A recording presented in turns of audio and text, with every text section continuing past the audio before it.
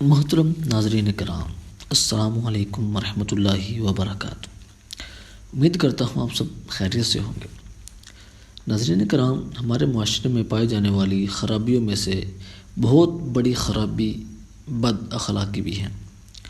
لوگوں کا آپس میں رویہ درست نہیں ہے، چھوٹا ہو یا بڑا، تقریباً ہر شخص ہی اس خرابی میں مبتلا نظر آتا ہے۔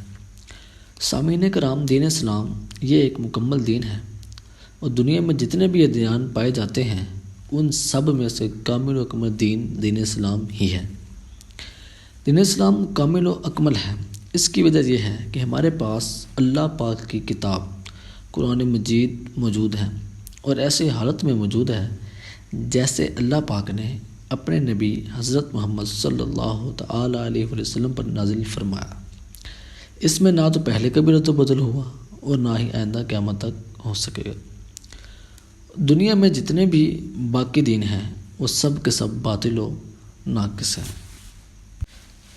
دین اسلام ہمیں حسن اخلاق کا درس دیتا ہے۔ دین اسلام چھوٹے کو بڑے کے ساتھ، اولاد کو والدین کے ساتھ حسن سلوک کا حکم دیتا ہے۔ جناب والا حضرت عمیر یہ ایک بہت بڑے زمیندار تھے، اور حضرت ابراہیم بن ادھم یہ بہت بڑے سلطنت کے مالک تھے، لیکن حضرت ابراہیم بن ادھم نے اللہ کی رضا کی خاطر سلطنت کو چھوڑ کر درویشی زندگی اختیار کر چکے تھے، اور اس کے حلال کے لیے اجرت پر حضرت عمیر کی زمینداری پر کام کیا کرتے تھے۔ جناب والا ایک مرتبہ حضرت ابراہیم بن ادھم اور ان کے ایک ساتھی نے مل کر مزدوری کی اور 20 دینار کمائے۔ سامعین کرام، یہاں ایک بات آپ کو بتاتا چلوں کہ پرانے زمانے میں جب روپے پیسے نہیں ہوا کرتے تھے، اس وقت درہم و دینار رائج تھے۔ درہم چاندی کے سکے ہوتے تھے اور دینار سونے کے سکے ہوتے تھے۔ جب ان دونوں نے مزدوری کر کے 20 دینار کمائے تو حضرت ابراہیم بن ادھم نے اپنے دوست سے کہا، آؤ ہم حلق کروا لیں۔ چنانچہ جب یہ دونوں حجام والے کے پاس گئے تو حجام والے نے بڑے ہی برے انداز میں گفتگو کرتے ہوئے کہا، تم میرے نزدیک دنیا میں سب سے ناپسندیدہ لوگ ہو، تمہیں میرے علاوہ اور کوئی نہیں ملا، کہیں اور چلے جاؤ۔ یہ کہہ کر حجام دوسرے لوگوں کی طرف متوجہ ہو گیا۔ حضرت ابراہیم بن ادھم کے دوست کو اس کا یہ گفتگو کا انداز بہت ہی برا لگا۔ اس نے حضرت ابراہیم بن ادھم سے کہا، ہم اس حجام سے حلق نہیں کروائیں گے، ہم دوسری جگہ چلے جاتے ہیں۔ یہ سن کر حضرت ابراہیم خاموشی کے ساتھ بیٹھے رہے۔ جب سارے لوگ چلے گئے تو حجام نے پھر نفرت بھرے انداز میں ان سے کہا، تم کیا چاہتے ہو؟ تو انہوں نے کہا، ہم اپنا حلق کروانا چاہتے ہیں۔ پھر حجام نے بڑی حقارت سے ان کا حلق کیا۔ سامعین کرام، خدا کی شان دیکھیے کہ 2 ٹکے کا حجام آج اس مرد قلندر کو، کہ جس نے اللہ کی رضا کی خاطر اپنی سلطنت، شان و شوکت اور شاہی محلات کو چھوڑ کر درویشی زندگی اپنا لی، کو درویشانہ لباس میں دیکھ کر حقارت بری نظروں سے دیکھ رہا تھا۔ جناب والا، کسی نے سچ ہی کہا ہے کہ موتی کی قدر جوہری ہی جانتا ہے۔ وہ نادان حجام اس گوہرے بے بہا کی قدر نہ جان سکا۔ بہرحال جب حضرت ابراہیم نے حلق کروایا تو اپنے دوست سے کہا، جو 20 دینار تمہارے پاس ہیں وہ تم حمام والے کو دے دو۔ دوست بڑا حیران و پریشان ہوا اور کہا، حضور والا، آپ نے اتنی شدید گرمی میں خون پسینہ ایک کر کے مزدوری کی، پھر یہ رقم آپ کو ملی، اور آپ اس حجام کو اتنی بڑی رقم دے رہے ہیں جس نے آپ سے اچھے طریقے سے بات تک نہیں کی۔ آپ نے فرمایا، اسے 20 دینار دے دو تاکہ پھر کبھی یہ کسی درویش کے ساتھ ایسا سلوک نہ کرے۔ تو آپ کے دوست نے اسے 20 دینار دے دیے تو آپ اپنے علاقہ کی طرف لوٹ گئے۔ جب صبح ہوئی تو آپ نے اپنے دوست سے کہا، میری یہ کتابیں لے جاؤ، ان کو کسی کے پاس رکھوا کر اس سے قرض لے لو اور کھانا لے آؤ۔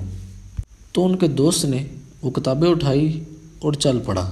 راستے میں اس نے ایک شخص کو دیکھا جو بڑی شان و شوکت سے ایک خیمہ لگائے بیٹھا تھا۔ اس کے سامنے ڈھیر سارا کھانے کا سامان اور قیمتی گھوڑے اور دیناروں سے بھرے ہوئے صندوق موجود تھے، اور وہ شخص صدائیں لگا رہا تھا۔ وہ صدا یہ تھی کہ یہ تمام چیزوں کا مالک ابراہیم بن ادہم نامی شخص ہے، کوئی ہے جو مجھے اس کے پاس لے جائے۔ حضرت ابراہیم بن ادہم کے دوست نے جب یہ بات سنی تو اس کو پکڑا تو اس کو حضرت ابراہیم بن ادہم کے پاس لے آیا۔ جب اس شخص نے حضرت ابراہیم بن ادہم کو مزدور کے لباس میں دیکھا تو ہکا بکا رہ گیا، کہنے لگا، میرے سردار، میرے آقا، آپ خراسان کی سلطنت کو چھوڑ کر اس حالت کو پہنچ گئے۔ تو آپ نے فرمایا، ان باتوں کو چھوڑو اور بتاؤ تمہارا کیا معاملہ ہے۔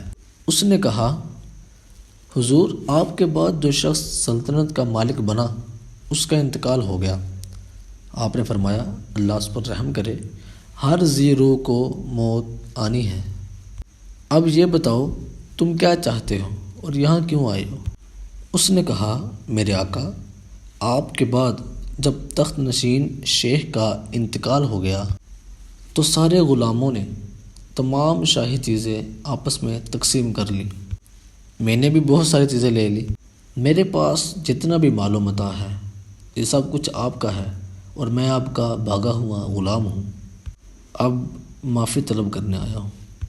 میں نے علماء سے اپنے متعلق پوچھا تو انہوں نے کہا، جب تک تم اپنے آقا کے پاس نہیں جاؤ گے اس وقت تک تمہارا کوئی عمل بھی قبول نہیں ہوگا۔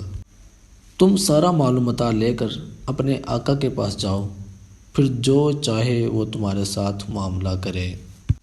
تو غلام نے کہا، میرے آقا، اب میں آپ کے سامنے ہوں، آپ جو چاہیں میرے ساتھ معاملہ فرمائیں۔